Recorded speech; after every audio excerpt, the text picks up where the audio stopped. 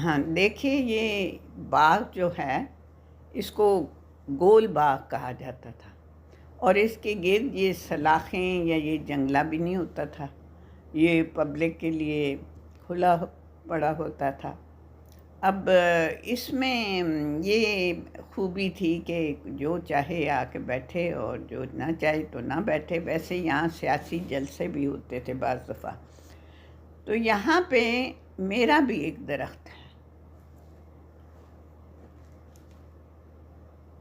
है जो मुझसे लगवाया गया था।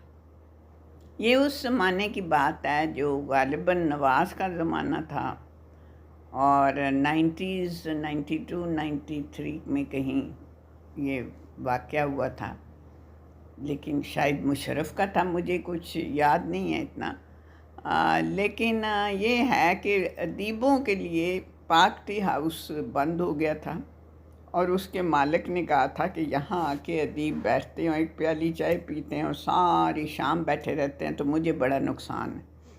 तो उसने ताला लगा दिया था।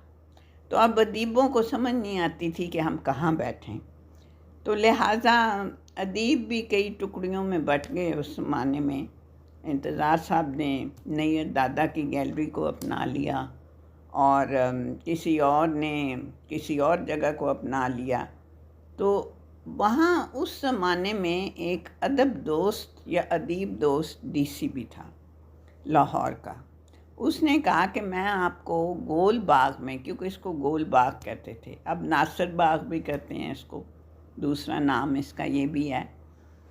उसने कहा कि यहाँ मैं आपको फाइबर ग्लास की एक इमारत बना के देता हूँ जिसमें आप लोग अदबी जलसा कर लिया करें।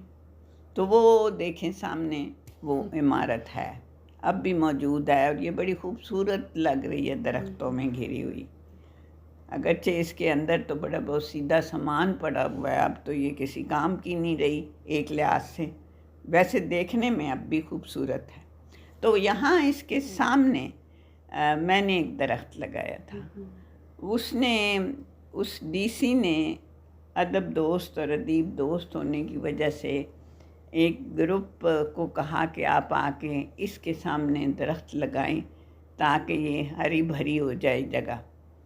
तो उस ग्रुप में 3-4 लोग थे। एक अशफाक अहमद साहब थे, एक महमूद शाम थे, एक अज़र जावेद थे, मैं थी और शायद फ़रत अब्बास शाह भी था, मुझे पता नहीं, क्योंकि फ़रत अब्बास शाह जब मैं वापस जा रही थी तो गेट के पास मुझे मिला था।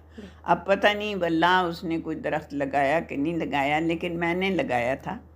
और वो दरख्त इतने बरसों में 90s अर्ली 90s से लेके अब तक वो एक अजीम दरख्त की शक्ल इख्तियार कर चुका है, जो सायादार भी है और शजरदार भी है।